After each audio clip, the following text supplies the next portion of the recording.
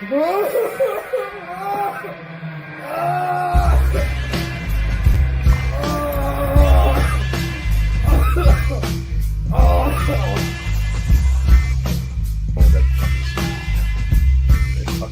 probably be the I'd like to live the rest of my life on 2 million cash right now. Straight I'd be cash. totally happy.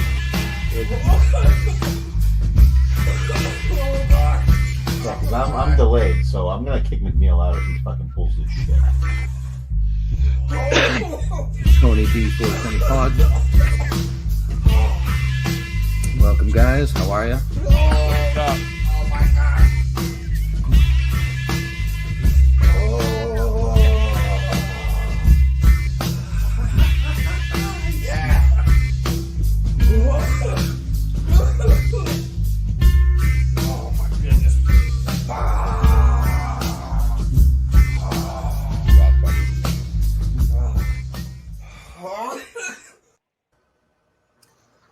Hello, welcome to another episode of the 420 Show, the second episode, as it were. As always, joined by my co-host Pat and my other co-host Tony, making his first appearance as Tony, and our surprise guest is Visionless Dave. As Pat's camera craps out, which is perfect for us. Perfect time, all right? Yeah, I just wanted to make a small little joke. This is our second show, but most people haven't seen that show because our ratings were so bad. Worst views on the new network, which is great. It's funny though because our views are lowest of the 4 shows that came out on the network, but they're higher than our normal on our own show, on our own channel. So we'll look at the silver lining. The bright side is we're getting more viewers than we were on the other show. So that's good. And you know, maybe some people are so high watching it, like perhaps Tony here, that they think I'm just Birdman and this is part 2. So there's that possibility. Maybe we can merge the views. You are visionless, my brother. For a guy who's visionless, you have great vision. I do. I can see pretty well. As coming from someone who has terrible vision, I admire your vision. Thank you. I should be Visionless Chris. Fuck this. I'm changing my name. Welcome aboard. But so the reason why we're all here is to talk about our use and experiences with the beloved cannabis plant. And so I'd like to start the questioning off by asking Visionless Dave, at what age did you first discover marijuana, and did you like it right away, or did you have to kind of work your way into it? I was definitely pretty young. I was probably like 12, and I liked it right away. Yeah. I was a little bad. I was a bad little kid. That's part of the reason I don't want kids. I was such a bad little kid. I can't even imagine. Like when I look at a 12-year-old now, I'm like, oh my God, the shit I was trying to get into when I was 12. I mean, I remember being in 5th grade, and me and my buddy, we would steal cigars from our parents. Like nice cigars. It was miserable smoking them. Like we were inhaling them. It was an awful experience, but there was just something about it. It was like, yeah, you know, let's just go smoke. Never was a cigarettes guy, really. I got into cigarettes, you know, later, like a few years ago, actually. But I was a weed guy, pretty much smoking daily since I was 14.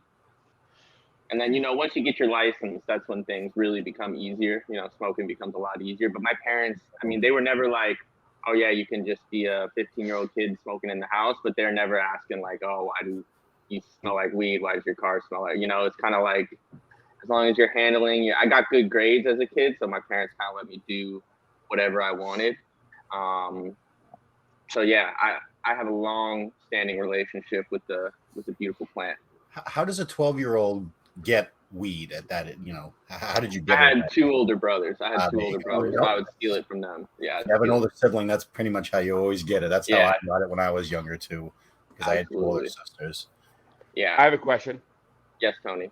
So back in the day, were you getting a bags full of seeds, stems? Terrible. I mean, pretty early, like first 2 years, you know, like I feel like 12 to 14, I'm not even sure what I was smoking was weed, you know. It was awful. But then like 14, you know, maybe my older brother was starting to source some better cannabis, maybe distribute some on his own. And then I was getting pretty good, like Connecticut indoor grown. Like, I mean, I'm sure if I went back today and looked at it, I would be like, oh, this is, you know, kind of mid, but just good quality, homegrown. You was getting that Sandy Hook.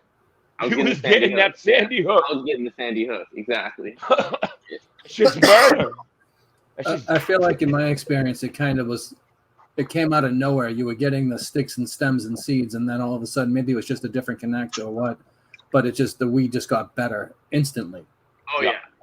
And like somewhere around 97, 98, we started getting seedless, less stems, more bud, less shake. Yeah, I'm talking. Like once the internet, I feel like, became a thing where people could just jump on message boards and you could like just actually find out how to like grow weed well and stuff. I feel like once it became less word of mouth and it was like something you could really research, I feel like the weed got way better.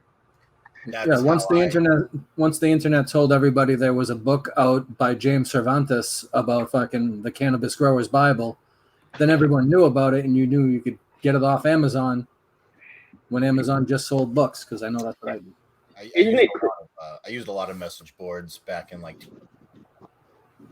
And there goes Pat. I was gonna say, I mean, because I it's still crazy to me because I'll read some books now. Like I'm super into dogs. I train dogs, and there's so much stuff on the internet. But I'll buy a book from like the early 2000s or the 90s, and it has just so much stuff that is just not really on the internet in the same kind of way. So I feel like there's something about still just like a good book. Like all the internet really does is take stuff out of books and waters it down. But if you go back to the source, the hardcovers, you can learn some pretty cool shit. It's one thing to get the highlights, but it's another thing to get the background so that you know what that means. You can get the buzzwords all you want, but actually knowing and having some experience from trial and error helps as well. So I also grew up like a 40-minute train ride outside of New York City in Connecticut. So we could go into New York City and get really good weed, but New York weed, it was like $75 an eighth, you know, really expensive, but it was really fucking good. And some kid on a bike would just bring it to you. So we do that every now and then, but yeah, it's mostly just regular old Connecticut weed. I used to have a theory because I grew up stealing off my parents, right? So I would find their roaches, or if I can find my father's stash bag, and I'd take a few pinches out of it. And there were times when he would have weed that was so much better than I could buy on the streets that it just blew my mind. Yeah. And it was hard not to take enough to get caught. You know what I mean? Yeah. That's how it was with my oldest sister. She met a guy from Vermont. So anytime not the dead, but was it Bob Weir? Whenever he would come around, he'd be gone for like the weekend. He'd just disappear. He'd say, "Oh, I'm going out to smoke a cigarette," and he would leave for the weekend. But when he would come back, he'd have like 3 ounces of the smelliest weed I'd ever smelled in my life. And this was back, 20-something years ago. So I was used to the stems in the stalks and all that shit and the seeds. And, I didn't want him to leave because then, my sister had to take care of a kid by herself. But when he came back, I was always like, oh, at least he's going to come back with like a fucking 1/4 ounce of some really good fucking bud. We going to get high today. If you could go back and tell, like 15-year-old, 16-year-old Pat, Chris, or Tony, like what the state of how accepted like weed would be now and how readily available and like non-stigmatized it would be, would you believe it? I don't even know if it would blow my mind if you told 15-year-old me that. I'd be like that's all I always knew it was going to get to that point. It sucks because I had a buddy who I really smoked a lot of weed with back in the day, and every time I go to Maine now to buy it, I always think of him. He passed a couple of years ago, but it was always like we would say that we would get high, and this is like say like 2001, 2002, and be like, in like 20 years there'll be a store where you can go to and buy this stuff. I'm not gonna have to fucking go to sketchy Lawrence and deal with some guy and hope that we're not going to get fucking burned. And sure enough, it happened. Unfortunately, he's not here to see the benefits of it. So, like I said, I always think of him when I go up to Maine and get my hookup, my re-up.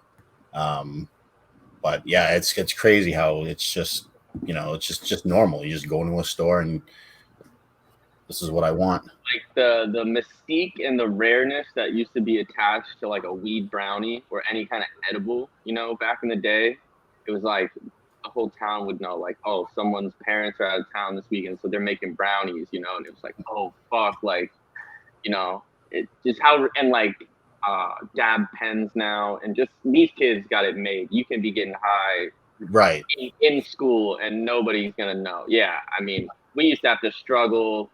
Like, definitely every teacher knew, you're fucking stoned in high school, but you think you're getting away with it. But these kids got it made now. So when I was a senior in high school, I went to school from 12:30 to 4:30. My senior year of high school, my junior year of high school, I got suspended a lot for like fighting, and I was wrestling. I was missing school because I was wrestling on the weekends. So I was wrestling on the weekends, and I wasn't coming to school like on Mondays and Fridays, and I was only going Tuesday, Wednesday, Thursday because I was wrestling on Fridays and Saturdays, Sundays, pro wrestling.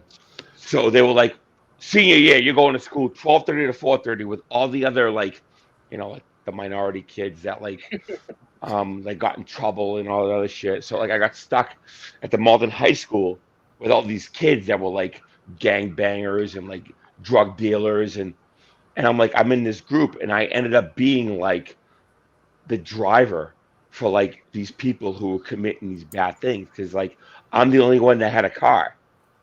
So like I hung around with the Hispanics and the blacks and fucking the Vietnamese kids, and I would drive them around to go do bad shit.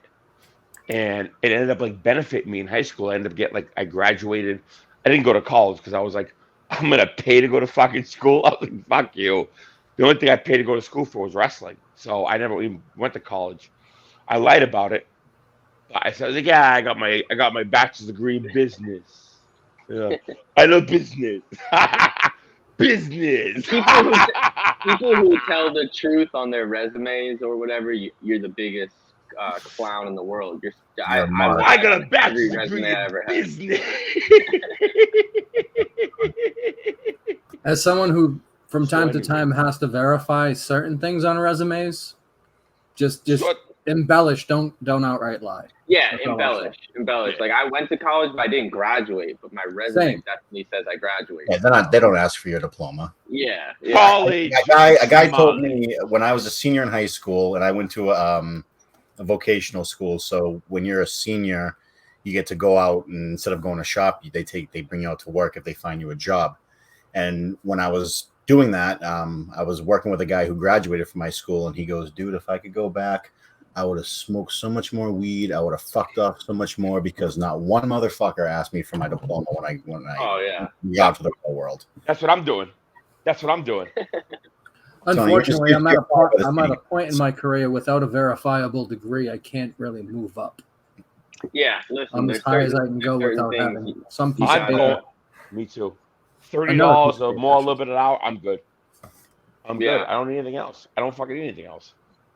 Then again, I'm 47 years old. I don't know how much further I want to move up, because only so much longer I'm going to be working at all. You're not 47. I am 47. Born in 76. I'm 34. How the fuck are you 37? I mean 47. I was born in 76, so do the math. I'm 47. I was born 88. So by the time you were born, I was already like trying to get out of my parents' house. Chris was already smoking weed, brother. I was. How old? I can't do math. Like, how old were you in 9/11? That's why people keep telling me. Tony would have been what? 13? I don't know what you're talking about. No, Chris, how old were you for 9/11? So 26. Something. I don't know. I was 18. So I was 13. Yeah, I would have been like 2001. I would have been 25. Yeah. No, maybe 14, 12. I remember where I was. I was working. I was on a loading dock. So, like, did you see like real life 70s hippies? Like, you saw them with your eyes in the 70s? Like, do you remember there being hippies? I don't know if I would. Yeah, probably. I don't. But like, I have pictures of pictures of myself in 70s style clothes. Yeah. So I mean, Yeah. I've shared a few on the other show from time to time. So when we were kids, in the 90s and late 80s, babies, it was bowl cuts. What was the thing in the 70s? Was it still bowl cuts? No, it was like feathered hair. Yeah, that's what I'm thinking. Probably little, I remember a big so like thing. you were when probably never into like Pokemon or like you were. No, I was too old for Pokemon. Yeah, you were into like what were those things? Pogs? Did you have Pogs? Nope, I didn't have Pogs either. I was into like Atari 2600. Yeah. Okay. Pogs was when I was, growing up and stuff. Yeah, And then I was like right on the edge of the Pokemon bullshit. I was already a junior in high school, so that was all way too stupid for me. That was for the fucking kids in high school who had the Pokemon stuff back then. I remember the kids in Malden High School, all the fucking China kids used to all sit together. Oh, Pokemon. Oh. There's no way this is gonna go on. Jesus Christ, Tony. I'm sorry. Cut the shit. Chinese people don't watch this. Shut up. How old were you when you got your first cell phone? Cell phone? Oh, geez, I was 22. I was 16. 14. I was either 22 or 23. I had my own apartment I had an apartment with roommates. But I got a Sprint phone that was gigantic. And by gigantic, I mean it was big and the bill was fucking ridiculous. Oh yeah. But then the next phone I got after that was a little Motorola StarTAC, which was tiny. I would fucking lose that phone everywhere. But they didn't do anything. Those phones just made calls. Even when a thing I remember, like people born in the late 80s, early 90s were like a last tail end of a generation where it's like you grew up as a kid without the internet, kind of. Like the internet was kind of there, but not really. Like I still remember like people smoking in restaurants and stuff. And now if you think of that happening now, it's like crazy how much it changed so quickly. I remember having a pager. I remember having to answer that pager on a payphone. I was at the age where if you had a pager, and I went to a private school too in that era. So when you had a pager, nuns immediately thought you were selling drugs. My pager was $8 a month. That's not bad. Well, back in that time, it was kind of tough. I had a shit job. True. This asshole fucking Jay's Mayhem called me this morning at like 4:37 in the morning from his dad's phone. Your time 4:37? My time 4:37. 4:47. Sorry, from his dad's phone. And sometimes I wish all we had was pagers. It is what it is. So was he calling you for a hookup? I have no idea. Did you ever have a Nextel? I never had a Nextel. I used to hate that chirp though. Right. So you could send like an alert. Like a walkie-talkie.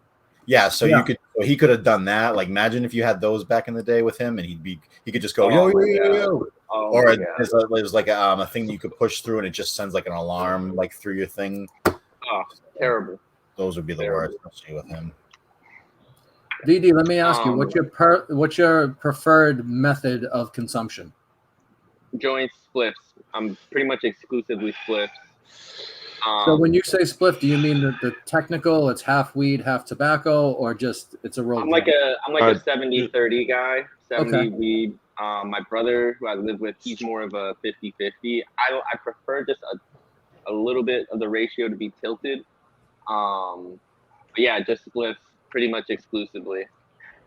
Smoke a spliff, walk the dog, I had my days with the dabs and dab pens and bongs and bowls, but I'm just a spliff guy. And I actually was never, probably my first, till I was probably like 26 or 27, I smoked no tobacco. So if there was a spliff, even with a little bit of tobacco, I wasn't hitting it. I was all just joints, pure weed. I didn't like tobacco. It fucked my head up.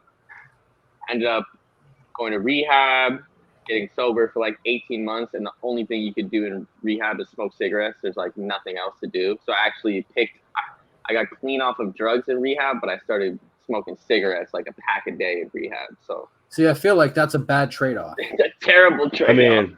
It's a terrible trade-off. But it was like a baby step towards now. They banned Newports in California like a few months ago. I was a Newport guy, menthol guy. So since they banned menthols, I actually don't really smoke straight cigarettes. I'll smoke like just my loose American Spirit tobacco in a split. But the fact that they banned menthol to me is the craziest thing in the world. They did that in Massachusetts too. I got to go out of state to get Newports. No, it's the best thing for you, brother. I smoke American Spirit. It's the best thing for you. I buy the packs of the light blue. It's the best thing for you. Yes. It is the best Sometimes the yellow pack. It is Sometimes the yellow pack. Tried yellow. Listen, it's probably the best thing, but I don't need someone. Sometimes I want to do not the best thing, you know. Yeah, and I like a nice Newport menthol cigarette after a big meal. Like that's really Nothing the only beats time a I Newport. smoke is my drive home from work. I like smoking in the car in traffic or after a big Unfortunately, meal. so do I. It's my biggest vice. Yeah. Car is Yeah. the toughest place for me not to smoke. I love the actual smoking. Of course. The habit of it. I was a meth head for like 3 years, and so like I was only smoking it. So like, there's just something always about smoking that I really like. I'll smoke anything. It's that reflex. Of this. It's always. I'm with you with joints though. I'm not. What's a major what's a benefit of the tobacco in with the weed though? What is it? Does it just burn slower? What's the draw to that? The best of both worlds, brother. Exactly. That's all it is. Yeah. It's the best just a of little both bit worlds. of both. A little bit of both. Yeah. I love a tobacco after a meal. It's a great digest. It's just a very satisfying thing for me. But then also, if you're smoking straight joints all the time, sometimes it'll just like level me out too much. I only smoke indica really, so sometimes it's gonna put me down a little too much. I want the little spliff just to kind of like bring me back up a little bit. And the money.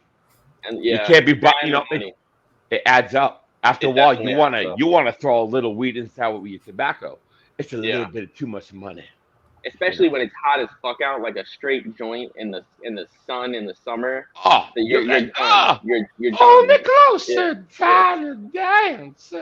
My favorite thing in the world is to come home after work and I'll use the cones now. I almost said roll a joint. I would always say roll a joint, but I'm packing a cone. Mm-hmm. And then I just go outside and I get a cold drink and I sit down on my deck and that's how I get over the day, so to speak. Oh yeah. And then maybe I'll come back inside the house after a while, take a few dabs before bed or something like that. But I need that sit there, decompress, smoke the joint to the head. Hop on Twitter. Yeah. Well, yeah, I have my phone with me. Talk a little shit. Talk a little shit. Yeah. What are you doing?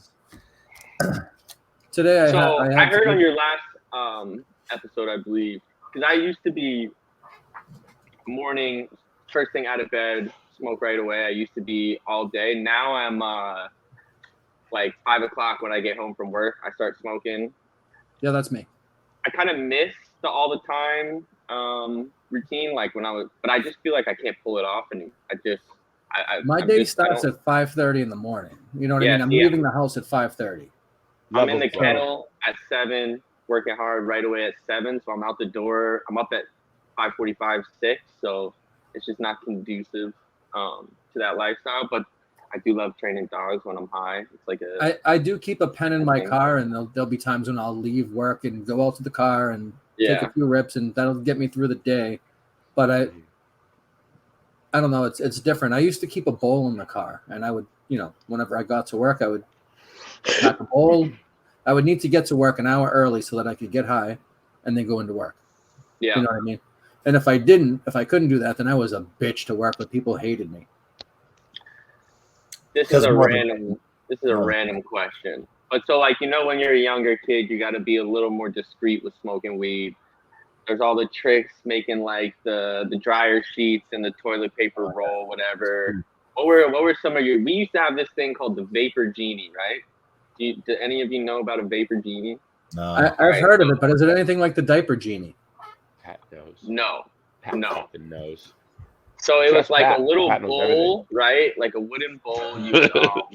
It had a big piece on top that you would unscrew. You'd put a little weed in it. You'd screw this thing on top of the bowl that looked like a tire, everything. and you would light it all the way from the top so that the flame was like far enough that it wouldn't smoke. It was basically a vaporizer that you operated with a lighter, and that got us through. I'm gonna see if I can find a picture of it. That got us through high school, pretty much, and it tasted terrible. That would have like no smell really to it then. No smell, yeah. So it looked like this.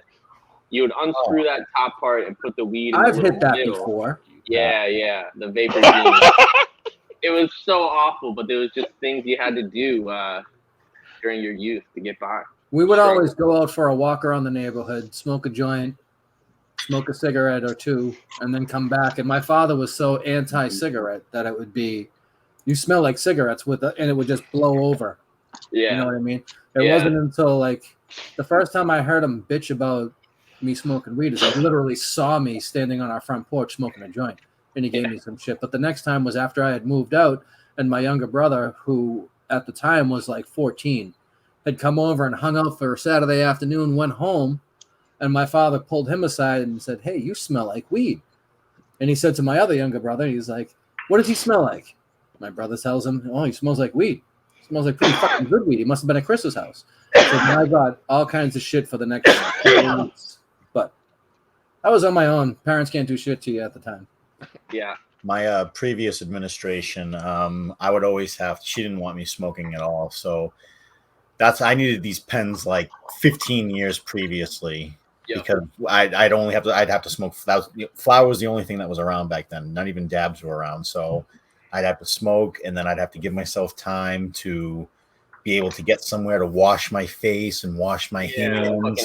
Body spray. Eye drop.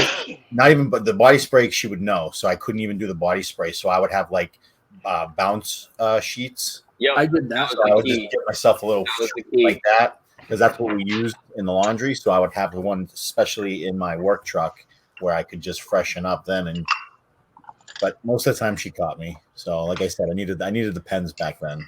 Who remembers those eye drops that burned like a motherfucker, but no matter what, they made your eyes white? What were those called? Visine. Like, no. These ones. It was a certain type of eye. Yeah. I think they're called Rotos. Let me see. They burned like a motherfucker, but no matter how red your eyes were, they were. Yeah, this is what they were. So that's a benefit to wearing glasses. You ever fuck with the Rotos? It burned. It felt like getting pepper sprayed, but in 5 minutes, your eyes were so white, like the Walmart brand eye drops work really well. Yeah, because sometimes Visine wasn't enough, especially like you'll never be able to get as high as you used to be able to get in like 8th grade. You know, like where you would smoke one bowl and you would just be like fucking like looking like a cartoon version of someone that smokes weed. You know, like your eyes are all fucked up. You sometimes needed something with a little more horsepower than Visine. Well, that's where having very, very thick glasses helps. Big advantage. People can't see their own. Yeah. You shoot Chris in the eye, he won't even fucking go through the third lens. Bulletproof. If you punched me hard enough to break the glasses, you're gonna break your hand. So. If Mike Tyson punched you in the face, he'd fucking die. If Mike Tyson punched me in the face, I'd be dead. I wouldn't be worried about glasses at that point. He would his fucking arm would die if he punched you in the face. It would like break it through like 19 shards of glass. Sweating. So did you ever have a blunts phase? I know Tony had a blunts phase. He might still be. Of course. I had blunts. I've had Modelo stages. When Cypress Hill ever came out, forget about everybody. And House of Pain, everyone was smoking Philly blunts. Yeah. So were you guys Dutch guys, Swisher guys? What were they called? White Owls? White Owls. Were Game had his blunts. Game blunts. That was a big thing when I was in high school. Yeah, Game blunts. When I lived in Florida for a few years, it was before backwoods were really a thing. You know, backwoods became very popular, but they would just have the grab a leaf, which was like so harsh. But once you smoke it enough, you kind of get addicted to like that harshness. You know, those like fucking rolls. It's basically backwoods before backwoods existed. They had a long time to adjust to them. I had one of those cutters, little round cutters with the blade Yeah. in it. I had one of those on my Yeah. key for work. Oh yeah. Oh yeah. So that was during my blunt phase. Everybody had one. Everybody had a blunt phase for sure. You kind of have to, right? Yeah. You want to try every type, and that was what, because of rap music, hip hop music, it became very, very popular to have blunts, to the point where you weren't even buying an actual blunt anymore. You were just buying the wrap. Pretty much. They just changed their business model and said, you know what? They're going to throw the tobacco out anyway. Fuck it. Let's charge you more just for the paper. I had a big Swisher Sweet phase. I roll a great Swisher Sweet. I feel like if I smoked one maybe 2 years ago, I was like, oh, nostalgia, let's have a Swisher Sweet. I was like, oh, this tastes terrible. I can't believe I used to smoke like 6 of these a night. Terrible. Just like the strawberry, the red Swisher Sweet. Oh my God. There's nothing worse than when you got a stale blunt too. Oh, You're getting all ready to freaking get nice and baked, and all of a sudden it's just like crumbling in the pan. Yeah. Yeah. You're just licking it, trying to get it moist. We used to also peel the Dutches. You know, you suck on the Dutch, like you just deep throat a Dutch, unpeel the outer leaf, then split it, roll the little inner part, and then wrap it again in the leaf. That was a nice little tradition, nice little habit. In my early 20s, a guy who I used to buy weed from and sell weed for brought over a box of 50 Philly blunts and said to me, "You're going to learn how to roll blunts." I did not learn how to roll blunts. What I did do was teach my have my roommate learn how to roll blunts, and we went through those 50 Phillies. Yeah. But by that 47th and 48th one, they were stale as shit. Oh yeah, impossible to roll. You gotta like breathing on it. Did you cut the Philly and empty the shit? Yes. To roll. Okay. So you did and that. You have to remove one of the. There was one of the tobacco leaves. They always called it the cancer paper. I don't know.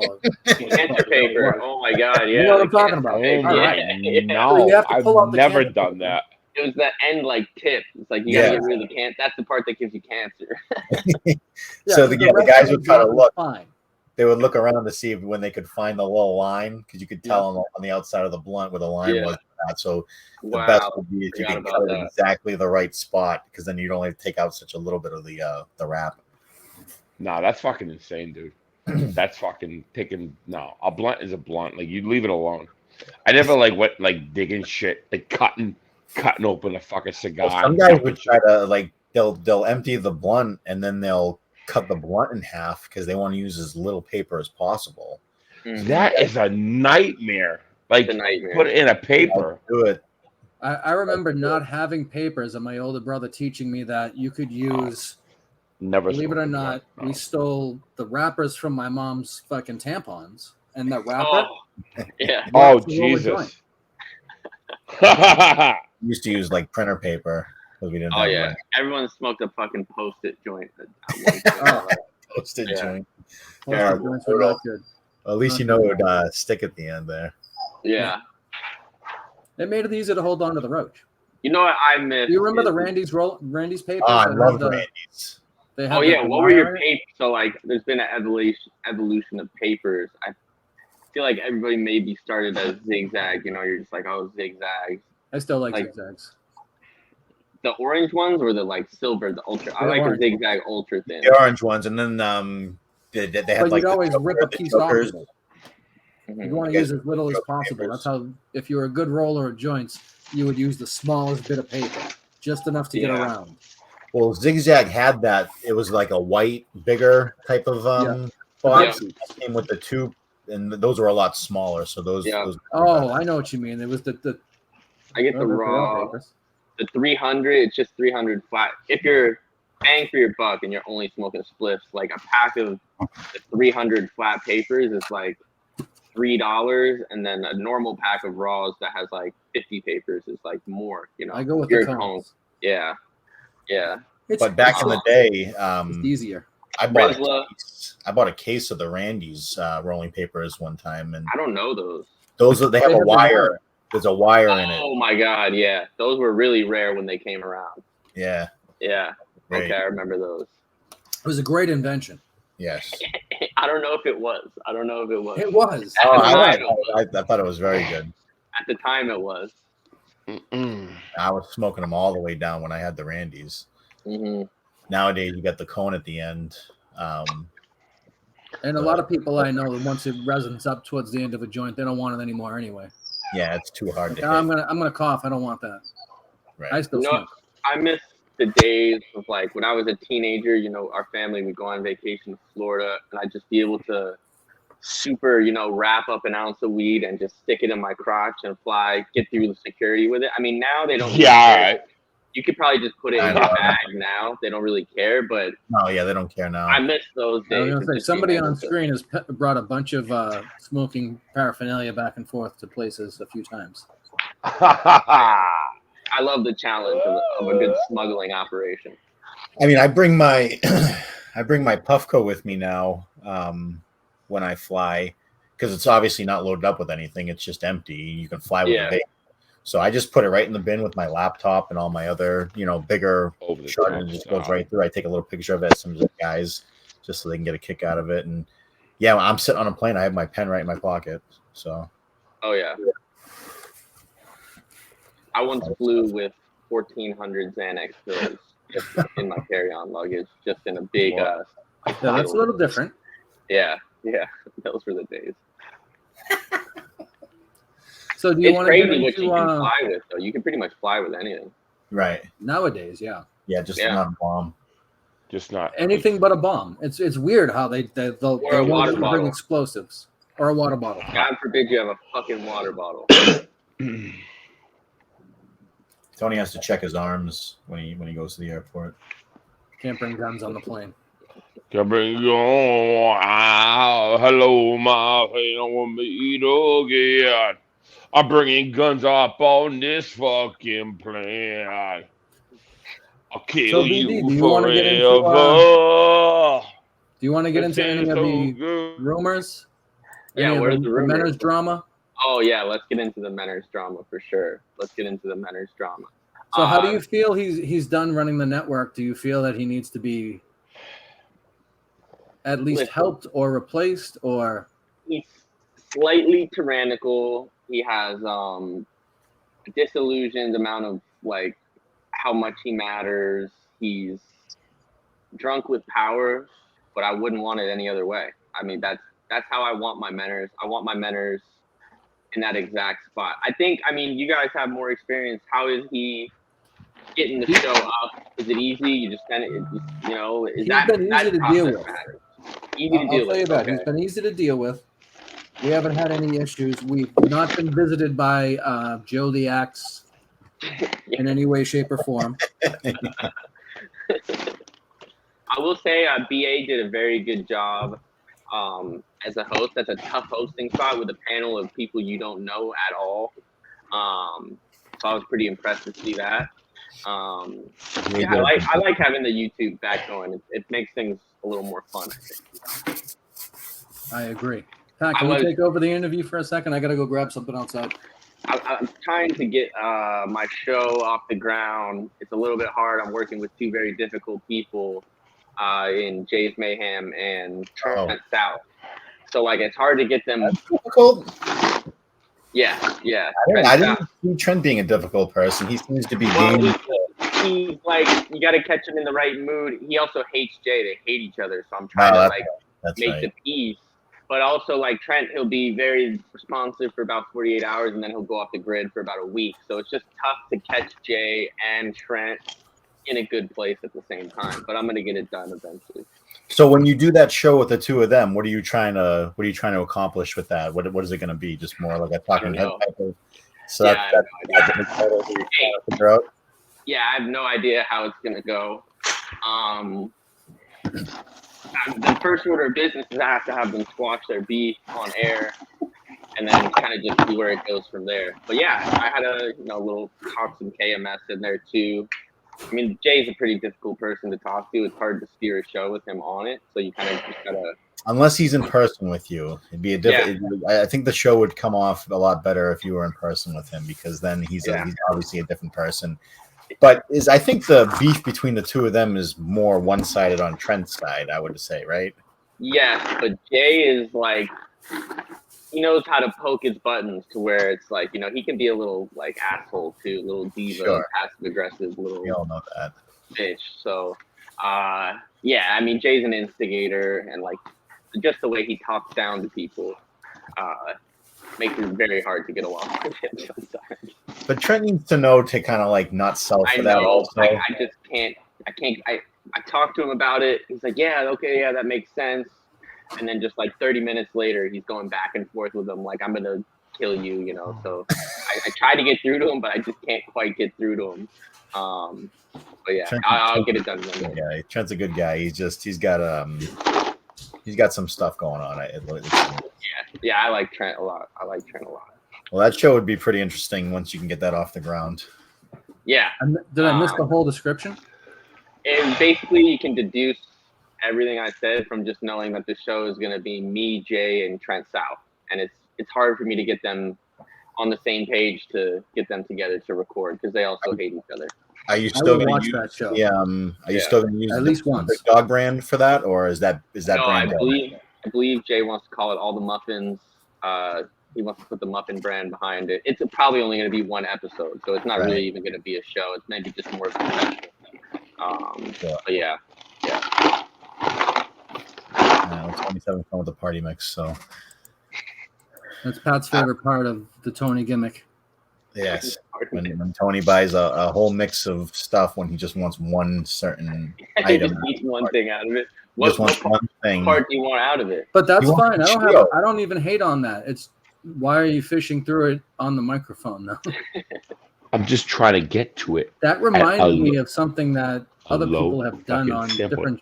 different shows over the years, like purposefully doing the water bottle thing. Or All right. I'm sorry. I will go back to normal. You can't disrupt the sanctity of this show. This needs to be a clean. It's a very important product. show. Yeah, very important. We're doing very important things on here. We're all quitting our day jobs eventually. Tony, No, you we're got not. a dog? You look like a guy that's got a dog, like a French bulldog. I have a Havanese. Havanese. Very nice. it doesn't live with him now. His name is even better. Max. You get to be cool uncle. My building doesn't allow pets, but I might sneak him in for like 2 weeks, bring him back to my parents, bring him here for 2 weeks, week on, 2 weeks, 1 week, 2 weeks, 1 week. Would they have allowed him in the hunt if you bought that place? Huh? Would they have allowed him if you bought the place in the hunt? I don't know. I'm still fishing, baby. I'm like a little See, ducky. guys, to me, the rule there should be no annoying dogs. It's like you can have a dog, but if it starts annoying people, then it's immediately out. But if you got a good, just a regular ass dog, it should be allowed. I don't disagree. Yeah. I like dogs. I'll have a dog at some point in the future, once my girlfriend's fully moved in and there's somebody here. Yeah, it's easier when it's a two-person operation. Yeah, it's hard because I'll be gone for 12, 13 hours, right? And I'm not going to leave it. One, you'll come back to probably separation anxiety, ate the furniture, took a shit on the floor. At the same time, I feel terrible. You know what I mean? You can put the dog in a crate. No, that's horrible. I got this one dog here. He's deaf. He's retarded. He doesn't do anything but sleep. So this is a good dog. I could leave him for 14 hours. I got to go upstairs and wake him up. But I basically have to wake him up to tell him to go to the bathroom, go to eat. But he has no energy. He just sleeps all day. So that's a good dog for a person like you. But right now, I got this little fucking terrorist of a puppy here that I'm just trying to raise right. But he's a little fucking terrorist. How about you, brother? He got my ass worn out fucking today. Too hot to have this kind of little puppy. But he's going to be a badass little sport dog when he grows up. Excellent. Yeah. He's going to bite a lot of people. So have you caught any of the other shows on the network? Have you seen The Poppy's Kitchen? Have you seen BA doing Mike and the Minifans? I've seen most of everything. I've seen pretty much everything. Some parts skipped around, but I'd say I've seen 90% of everything. Yeah. I enjoy having the network back. I hope even a few more shows start going. I having Mike and the Minifans back, I think that's a good touch. How do you guys feel about Menners not putting his own show on the network? I see where he's coming from. So he does his is an audio only podcast, right? So it's hard to put that on a YouTube network. But at the same time, it does feel like he's purposefully separating. Do you know what I mean? And maybe there's that thing where he wants to still have his thing afterwards. So if you want to compare it to Pat and I, we still have the other channel. Yeah, you could. Once we get canceled from here, which with our ratings we will, we still have a home. Yeah, Once Tony gets us kicked off, we still have a home.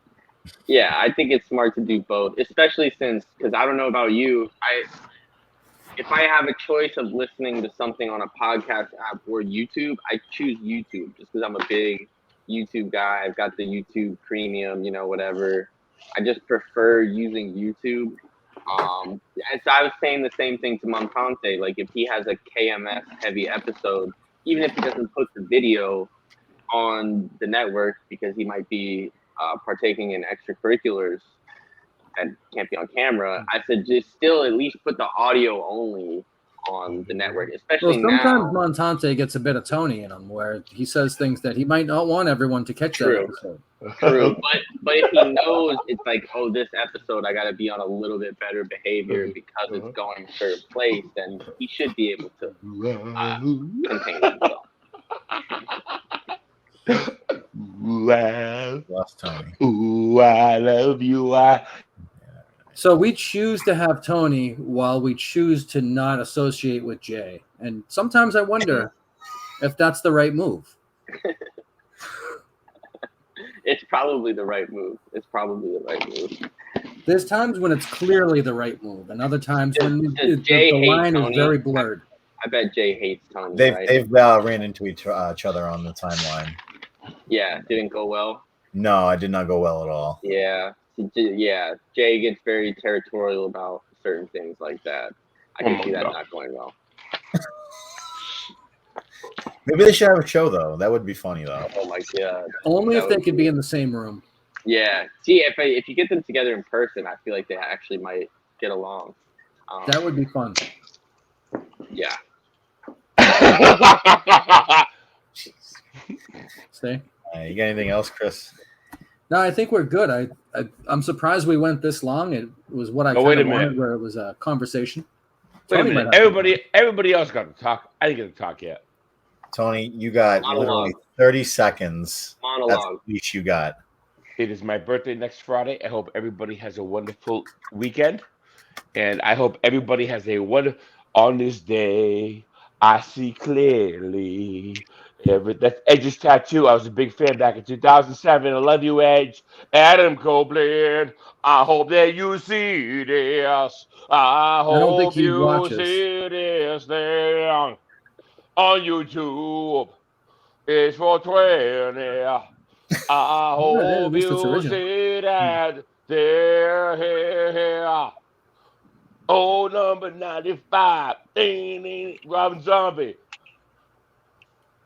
There you go. I love you, Ed. Goody. Well, thanks for coming on, VD, and it was great to have you on. Appreciate it. My pleasure. Fun. Nothing gonna stop this. All right. And that being said, I'm not sure when we're going to release this. Maybe it'll be Saturday night. What do you think, Pat? Yeah, I'll probably do that, and then we'll do an hour after. We won't flood the market. Yeah, we flood the market. We kill off our business. All right. That being said, we'll see you live tomorrow night. We'll see. We'll do another episode with this. We're going to try to get another surprise guest. I thought VD was a surprise guest. People won't be surprised by it, though. But they might be. They might be. I'll dress up like Mark Henry. No, we don't need that. No. You can gain 400 pounds. That'd be great. No, I have a fat suit. I'll be like me, sir. Okay, we'll see. All right. So all that being said, we'll see you tomorrow. We'll see you next week. We'll see you next time. Watch all the shows. Thanks a lot, and good night. Love y'all.